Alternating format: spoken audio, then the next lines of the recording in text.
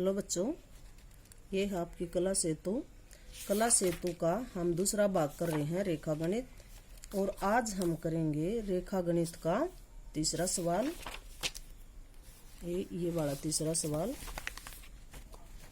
Pencil को हर सवाल में छिला करो, पेंसिल छिली हुई होनी चाहिए। तो ये तीसरा सवाल है भैया जी। प्रश्न नंबर 3 लिखो यहाँ। एक आयत बनाएं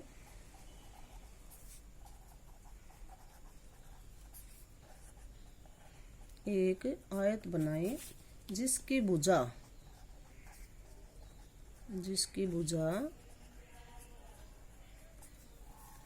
ई और एफ दी हुई है। ई और एफ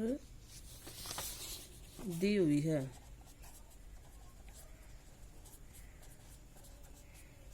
ये आपका क्वेश्चन है। एक आयत बनाए जिसकी भुजा ई और एफ दी हुई है। आयत में दो भुजा क्यों दी? क्योंकि आयत की दो प्रकार की भुजा होती है, एक लंबी और एक छोटी। तो इन्होंने एक लंबी भुजा दे दी है, एक छोटी भुजा दे दी है। क्योंकि आयत की आमने सामने की भुजाएं समान होती हैं और कोण इसके भी समकोण होते हैं। प्रत्येक कोण 90 डिग्री का होता है आयत का। तीसरा सवाल करेंगे आज। ये इन्होंने दे दी हुई हल्की रेखाएं आएंगी ना, दी हुई। एक ले लो आप 9 सेंटीमीटर की ले लो, और एक ले लो 6 सेंटीमीटर की ले लो, 5 की ले लो, ये 5 की। और ये ले लो 7 की। दोनों लंबी मत लेना, 7 की ले लो।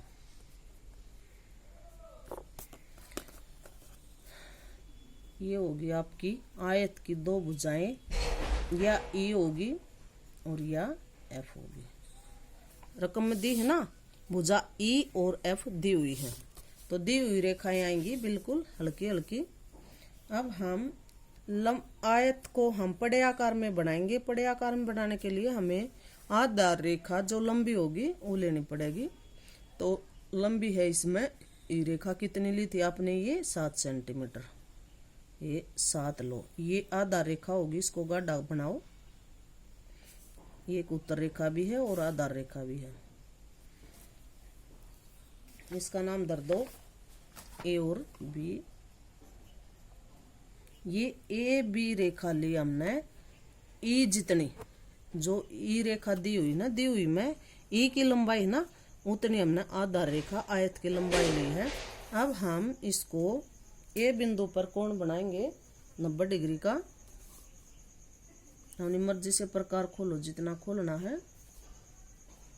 90 डिग्री का कोण बनाएंगे। पहली चाप 60 की आएगी, दूसरी 120। उनके बीच का कोण बनेगा 90 डिग्री का। ये पहली चाप, ये इधर से दूसरी चाप। इस चाप को बढ़ा लाओ, जो 120 वाली चाप है ना, इसको बढ़ा दो साथ साथ।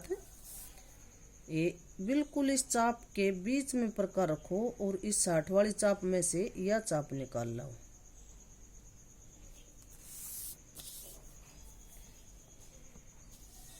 हम एक कोण से भी बना सकते हैं। देखो मैं बताती हूँ आपको।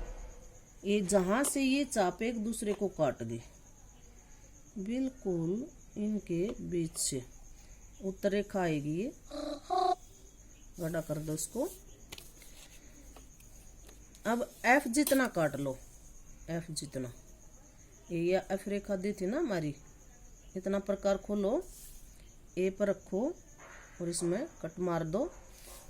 इतना खुले खुले साथ साथ चाप भी लगा दो।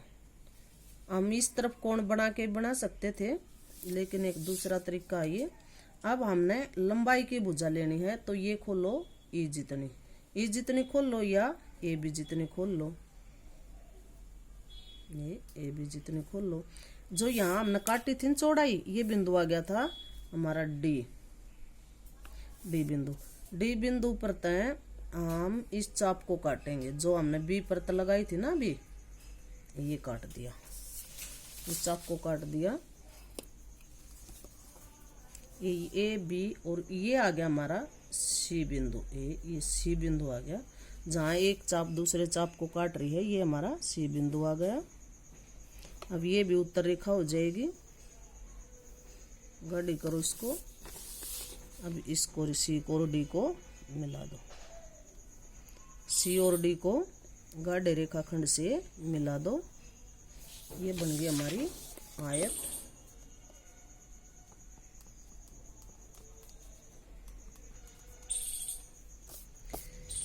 ये जो प्रश्न में पूछा गया था, एक आयत बनाई जिसकी भुजा ई और एफ दी हुई है।